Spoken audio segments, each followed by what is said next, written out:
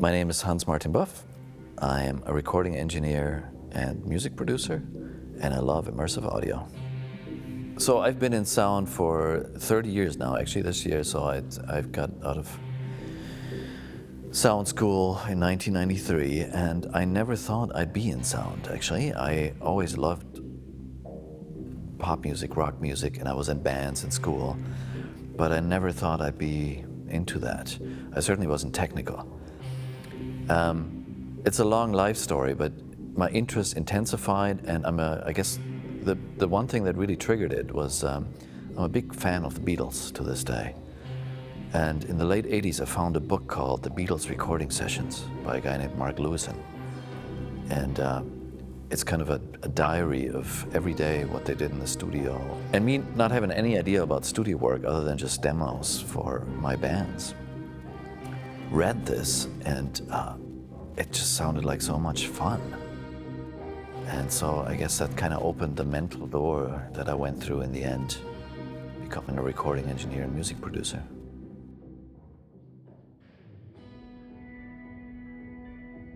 You see, what I like about my job is that I go into a studio with some creative, fun people. And when we go in, there's nothing. And when we leave, there's something that you can hear and that'll be there forever. I had a very brief period where I worked in TV sound and commercials and stuff, and I gave that up very quickly because I really like the process of being creative with musicians, with a start and an end, and then the end having a physical or now stream product that I can listen to and go like, wow, I did this. The genres, I think I really enjoy that. There's a yin-yang thing about it. I lived in the United States for a very long time, and that's where I got my start. And I worked for a guy named Prince, who was famous for R&B and funk. So if I would have stayed there, I think I would have never gotten jobs as a hard rock producer. I just produced the Scorpions. Whereas here, you get to kind of flip genres, and I really enjoy that just because it keeps life so interesting. The downside is that you're never the best in any genre. I have friends who do nothing but metal. They're much better metal mixers than I am, even though I'm a good hard rock mixer, but I'm not the best metal mixer. But I take that downside for the upside, which is being able to be part of a lot of great music.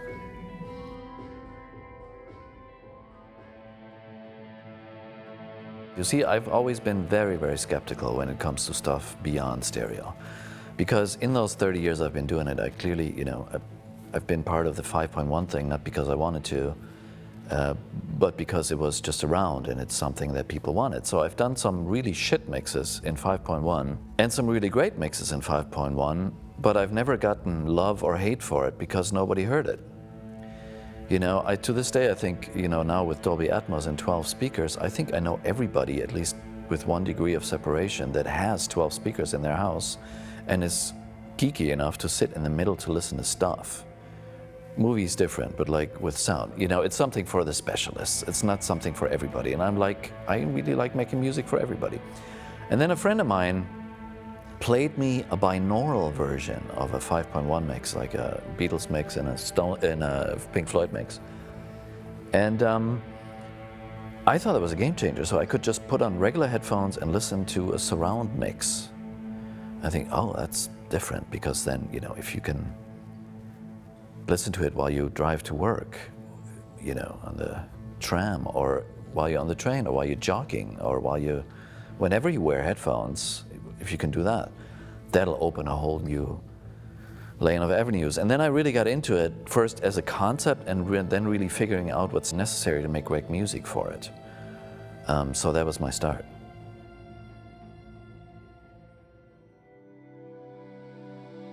My biggest thing is, and that I try to convey to artists as well, I think it's a huge misunderstanding that immersive sound, or 3D audio as I like to call it, is an act of mixing. I think that's the problem right now, and has been as well for the 5.1 period and all that stuff, is that it's usually just music that was made for stereo and then it's just repositioned. And what's the point in that? Why would you ever do that? That's nice. That maybe, ooh, ooh, fun and stuff, but why? Why would you do that, other than sell more stuff of the same thing? The way I see it, it's a way of a new approach to certainly arrangement, hopefully production, and in the end, of composition. And the way I describe it, for example, if you take old Beatles stuff in the early 60s, their stereo, it's like the whole band is there, everything else is there. That's not stereo, that's just un-mono, right? Then you fast forward to the 70s and you take a song like Money by Pink Floyd, where you have moving things with stereo sounds and rooms and making it smaller, bigger, changing the course of the song with the help of stereo. So without stereo, that song isn't as good as it was before it was made for stereo. So that's what I'm trying to do in 3D audio, make music for it.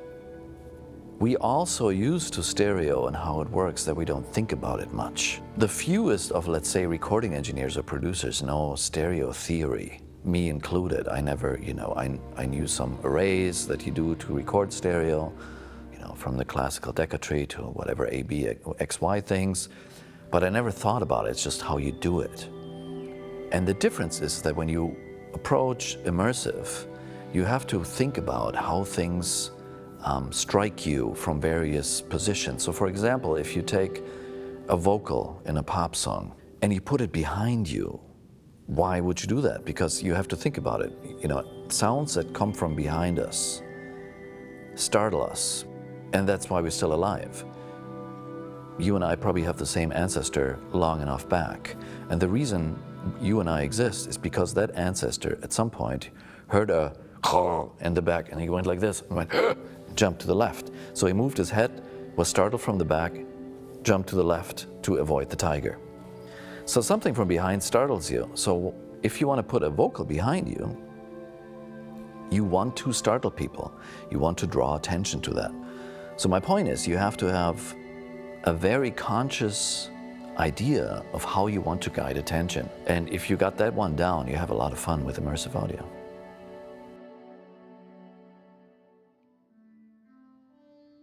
One of the first things I learned when I got into this immersive game, and it was binaural, meaning so it was with headphones, is how much our perception of sound is guided by the eyes. Let's say in here, this is a fairly big room. If I would put headphones on and I'd play the recording of a small room, the eyes would go, this isn't a small room.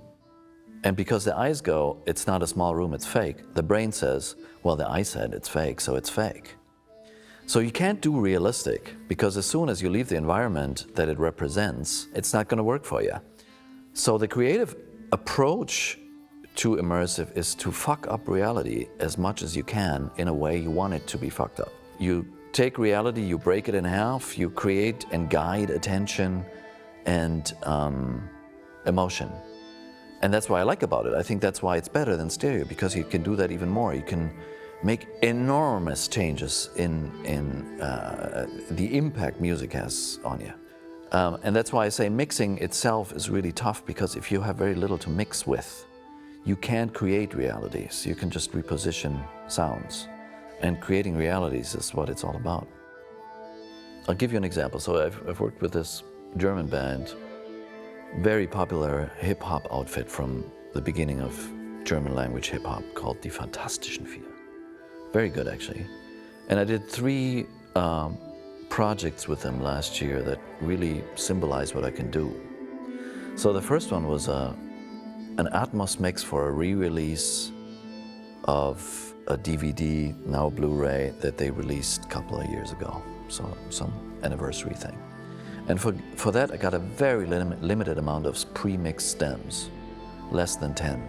Meaning, I don't really have much to do that I can, I don't have many tools to really create something that goes beyond what was there before.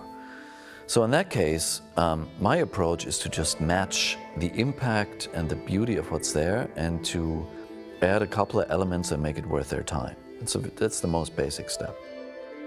Then the second step, they did a recording of one of their shows in a big stadium in Cologne, Germany. And for that, I sent a friend to record in a 3D way the audience and the happiness and the applause and all that stuff. Then I got all the stems also pre-mixed.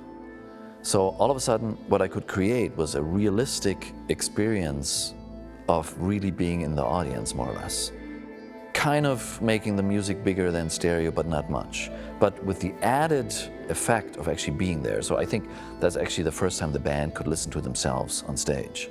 But it's kind of a realism thing, you know, because when you're at the stadium, there's the band, you're in the crowd. So that's what it was. And then the last project was the biggest one. So what they did is they took their touring band, and we went to this wonderful studio in Liechtenstein, where they recorded, I think it was 15 of their hits with their live band, a new kind of a live version in the studio type thing. And for that, I came along, put up extra mics to capture the room in a three-dimensional way, put up mics in things that moved, like just as an example, like a Leslie speaker, where you usually have 2 mics and all of a sudden you had 4. I did extra overdubs for it that aren't on the stereo version, but are on the Atmos version. It was all recorded and the stereo mix was made. I did reamps, various too, so I would put individual instruments in various rooms that I would record 3-dimensionally. There would be some doubles recorded that, you know, the stereo version didn't have, like more horns, so I could spread it around the room. So those are the interactions, more or less, that I have. What's missing now is clearly something that I've also done, where something is made just for 3D audio, with not a single thought about stereo, that's just unbeatable. If you listen to that stuff, you go like, would you ever think about anything else but that? But that's my interaction between producer, artist, and me. It depends on what the original material is, what the purpose is, and how far they're willing to go. So the next step with that band, for example, would be if they ever make a new album, for me to kind of advise the production team, well, if you want that and that, let's do this and that. Let's record some other stuff. Or, for example, if you really want to impress people, then at this point of the arrangement, you go from huge to nothing, and you go up again, or whatever it is, you know? So in the production process, keep in mind how people are going to listen to it.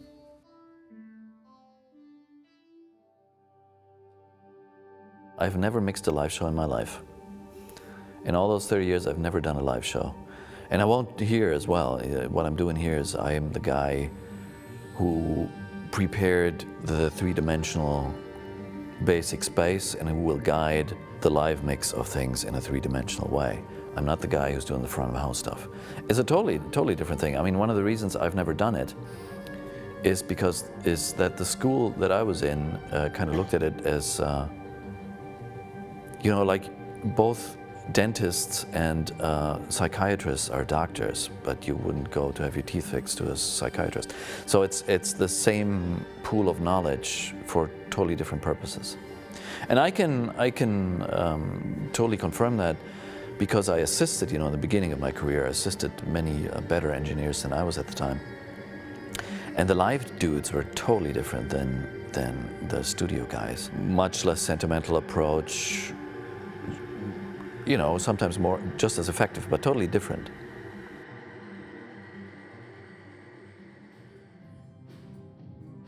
The beautiful thing about right now is it's kind of a pioneering stage. So if you have good ideas and you are creative enough with whatever tools you have, you can create music that requires more tools. So people go like, oh, I want to do that too. Let's make a tool that can just do that. And I really enjoy that. So I get to talk to a lot of people that make tools, say what I would like them to do and whatever. I break barriers, not because I'm so great, but because I just do things and the result is something that was never planned. So all of a sudden things that were set up for something else are overworked by what I'd like them to do. You know, for example, we just had a Peter Gabriel mix, which is huge.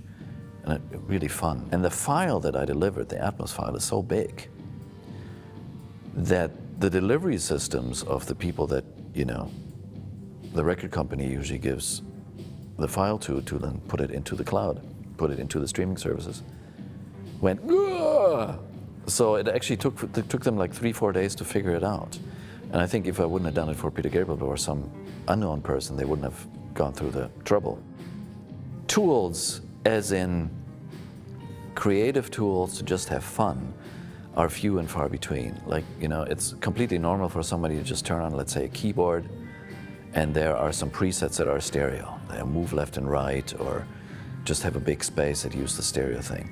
And that is kind of missing sorely in the 3D audio world. So there's very few tools, but many possibilities. And if you just make huge music for stuff, I'm sure somebody will go, oh, I'll make a tool that does that for you.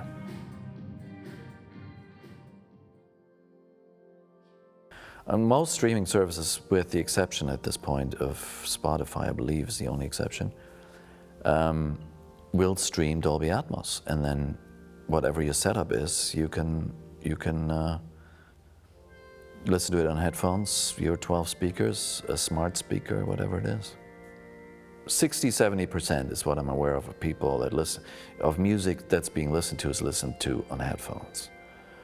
And then the Apple boys put out statistic that of all the people that listen to Apple Music, an enormous amount listen to the Atmos versions, which, you know, if you look at the small print or the missing print, you probably have your settings set to Dolby Atmos and you've never made that choice. It just so happens. But you know, I don't really care, because when I started doing the immersive music bit, I always got three questions. Was like, how do you get it to people? How are people going to listen to it? And what type of music is there? And the first two have been dealt with this new development between Dolby Atmos and Apple. So it's going to be in Dolby Atmos on streaming services. People are going to listen to it mainly on headphones. And that's not the final answer. If the third question, is there good music for it? What music is there for it? Will be answered over the next couple of years. So if there's great stuff that is just substantially better than anything stereo can do, there'll be plenty of distribution possibilities. Through the whole beginning of my getting into the musical aspects of immersive audio, never gave one thought to Dolby Atmos. The reason being is that Dolby Atmos is like this package you deliver. So I don't deliver a final mix like you would in stereo, which is just bounced together. You can't really pull it apart unless you have smart software. It is what it is. Whereas the Atmos thing is like this bag of sounds with a recipe of how to deliver it at the end. So I pretty much put a recipe and some ingredients into this smart box, and on the end, it'll read my recipe and spit out something that people will hear. Meaning, it'll mix my mix, which I think is totally unacceptable as a general concept. So what I've done first is like, I would make finished binaural mixes and bounce them left, right. So I would prefer that, but we'll get to that. I think the future lies in a delivery system, something like MPEG-H does for broadcast, where you can choose. So let's say I deliver this box of stuff, but I also deliver a specific binaural mix. And then that box of stuff, whatever, the codec as it's actually called, will be delivered to the listener, and the device, my phone, will go, dude's listening on headphones. And in the package, it'll go, okay, I'll switch to the bounced binaural mix, and I won't use the package. I'll only use the package if I get to some listening environment where I don't have a bounce for. And I think that's where the future is in the end. Because you're totally right, it's not a one-size-fits-all thing. And you know, it's even what I deliver, because I deliver a Dolby Atmos mix with Dolby Atmos binaural settings, meaning I listen to their binauralizer, but Apple Music uses their own.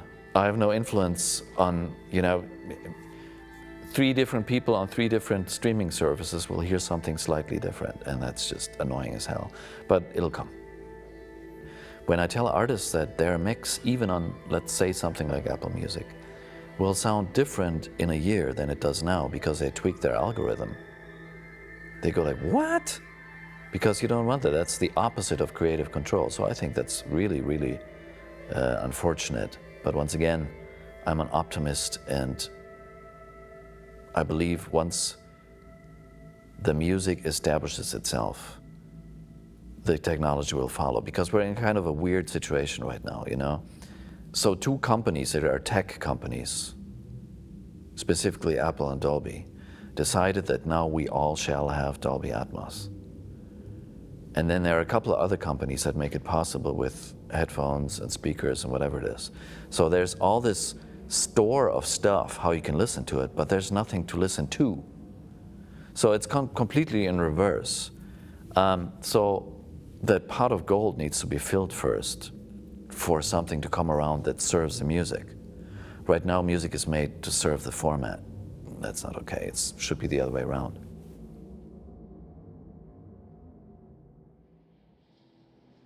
People, once again, still believe that immersive is a mixing process. They just haven't come across the idea that it would be more than that. And once they get that idea, it starts growing from there. So I've done projects, but they're mostly my own. So where I go like together with artists, I go into a room and we write something, or they write something, and it starts, you know, within the 3D production process, just grows. I've written songs with people for that, but most are stereo thoughts that are then turn bigger. For example, Peter Gabriel stuff is just a joy to work on because, so I don't work from stems. I've yet to hear the stereo mixes because I don't want to. I listen to the same original sessions that he gives them. Then I think, okay, how can I work with what I have? And then I even can say, well, I'm missing this and that. It's just not working. I can't express in 3D as well the impact that you had on the chorus, for example.